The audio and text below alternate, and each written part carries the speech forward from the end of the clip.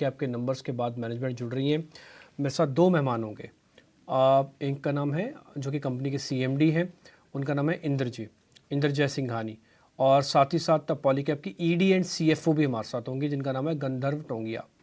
तो गंधर्व जी, इंद्र जी, पहले तो आपका बहुत बहुत शुक्रिया, थैंक यू वेरी मच समय देने के लिए। पहले गंधर्व साहब मैं आपके पास ही आऊँगा क्योंकि ये रिजल्ट्स का मामला है और आप कंपनी के सीएफओ, तो आपको ज़्यादा अच्छे से पता होगा। ये जो स्ट्रॉन्ग रिजल्ट्स हैं कंपनी के अंदर, इसके अंदर ग्रोथ ड्रिवन वाले पार्ट कौन से थे, यानी कि किसने मजबूत किया और आगे जाके प्राइसिंग कैसे रह सकती है और वॉल्यूम कैसे रहेगा, ज़रा इसकी गाइडेंस हमको दे दीजिए। इस समय डिमांड एनवायरनमेंट काफ़ी स्ट्रांग है। गवर्नमेंट कैपेक्स, प्राइवेट कैपेक्स में काफ़ी अच्छे से काम हो रहा है। उसकी वजह से आपने देखा होगा कि हमारा इस तिमाही में सबसे अच्छा प्रॉफिट हुआ है। लगभग 430 करोड़ का हमारा प्रॉफिट है।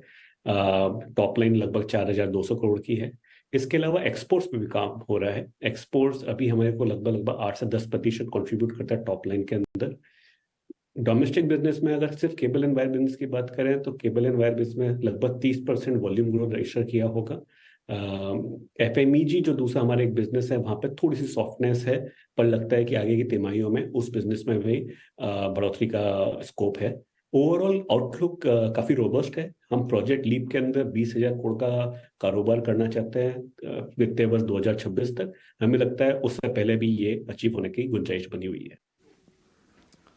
ठीक है इंदर जी, नमस्कार। अगला सवाल आपसे लेंगे। हम देख रहे हैं कि देखिए रियल एस्टेट में ना रौनक है, चाहे प्री सेल्स के डेटा जो आ रहे हैं वो भी कमाल के हैं, बिक्री अच्छी चल रही है रियल एस्टेट में, और अगर ये सेगमेंट अच्छा करेगा तो आपको सीधा सीधा उसका फायदा होता है।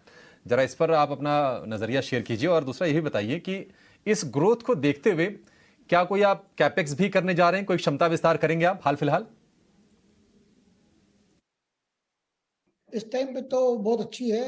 गवर्नमेंट का प्रोजेक्ट तो बहुत है, मतलब काफी जॉब है, बिकॉज एवरीबडी लुकिंग फॉर, हर जगह पे इलेक्ट्रिसिटी पहुंचनी चाहिए, हर गांव में पहुंचनी चाहिए, तो और पावर का लॉस कम होना चाहिए। वो काम तो बहुत जोरों में चालू है। और इंडस्ट्री भी सब अभी एक एक्सपांशन कर रही है कि उनको लगता है कि आगे चल के वो जो हम अभी सुन रहे हैं कि India should be the manufacturing hub of the world, तो वो हिसाब से एवरीबडी लुकिंग के एक्सपोर्ट भी काफी होगा, लोकल डिमांड भी काफी बढ़ रही है, और हर इंटीरियर में रूरल की भी डिमांड बढ़ रही है, तो हर जना एक्सपांशन भी कर रहा है और साथ में डिमांड भी है। ऑलराइट, तो बहुत ही रॉबस्ट डिमांड आप बता रहे हैं, इस रियल एस्टेट स्पेस से भी आ रही है स्ट्रॉन्ग, और जिस तरह से मिस्टर गंधर्व भी बता रहे हैं हमें कि गवर्नमेंट और प्राइवेट कैपेक्स दोनों एट पीक लेवल्स, अच्छे लेवल्स पर है, वहाँ से स्ट्रॉन्ग डिमांड है। आपके मार्जिन्स में भी हमने देखा एक्सपेंशन तो है, लगभग 15% के आपके मार्जिन्स रहे हैं गोइंग फॉरवर्ड, और क्योंकि कमोडिटी की मूवमेंट हालांकि अपने 52 वीक लो से ज़रूर ऊपर आई है, लेकिन कमोडिटी की मूवमेंट को आप कैसे ट्रैक कर रहे हैं, आगे चल के मार्जिन की क्या आउटलुक रह सकती है? हमारे दो तरह के कारोबार हैं। एक है केबल एंड वायर बिजनेस, जहाँ पे हमारा एबिटा मार्जिन 11 से 13% के आसपास रहा है। कुछ एक तिमाहियों में वो 14% तक भी गया है। हमें लगता है कि हम सिमिलर मार्जिन रेंज में आगे भी काम करते रहेंगे। जो दूसरा हमारा बिजनेस है एफएमईजी, लगभग 7-8% हमारा टॉप लाइन का है। वहाँ पे इस समय सॉफ्टनेस बनी हुई है, पर हमने वहाँ पे काफी कुछ नए इनिशिएटिव्स लिए हैं, नए प्रोडक्ट लॉन्चेस किए हैं, अलग अलग प्राइस पॉइंट्स पे अवेलेबिलिटी की कोशिश करी है। एडवर्टाइजमेंट पब्लिसिटी के इनिशिएटिव के तहत हमने हमारा लोगो चेंज किया है, ब्रांड रिफ्रेश पे काम किया है। तो लगता है कि आगे के तिमाहियों में धीरे धीरे वहां पे प्रॉफिट भी बढ़ेगी और हम लोग लगभग 10% तक एफएमईजी में जा सकते हैं। तो कंपनी लेवल पे जो इस समय प्रॉफिटेबिलिटी है वो मेंटेनेबल लगती है। इंदर सर, एक क्वेश्चन आपसे और पता करना था। एक्चुअली अब हम चुनावों की तरफ आगे जा रहे हैं, तो आचार संहिता लागू होने के बाद टिपिकली बड़ी अनाउंसमेंट्स गवर्नमेंट के फ्रंट पे तो नहीं होती हैं, तो इससे आपकी ऑर्डर बुक पे कुछ स्लो डाउन होगा, कोई फर्क पड़ेगा क्या सर?